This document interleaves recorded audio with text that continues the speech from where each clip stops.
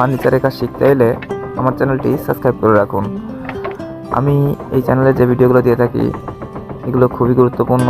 আজ দেখালাম কিভাবে আপনারা গ্লাসটি টেবিলের পরে কাঠের পরে আটকাবেন, এর জন্য কেচার লাগানো আপনাদের দেখালাম।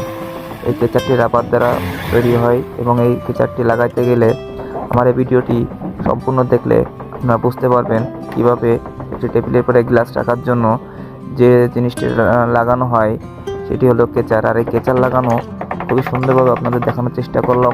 ভিডিওটা দেখলে আপনারা কেচার লাগানো শিখতে পারবেন। আমাদের এই চ্যানেলে প্রতিনিয়ত আমি নতুন নতুন ভিডিও দিয়ে থাকি। এই নতুন নতুন ভিডিওগুলো আপনারা নতুন নতুন কাজের জন্য উৎসাহিত হবে।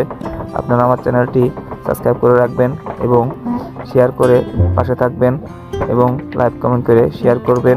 যে কোনো ধরনের ফার্নিচারের কাজ শেখার জন্য আমার চ্যানেলে অবশ্যই আপনারা সাবস্ক্রাইব করে রাখবেন এবং চ্যানেলটির পাশে থাকবেন। অবশ্যই আমার চ্যানেলটিতে আপনাদের অনেক উপকারিত হবে এবং দেখে আপনারা অনেক কিছু শিখতে পারবেন এই চ্যানেল দ্বারা। Please subscribe now.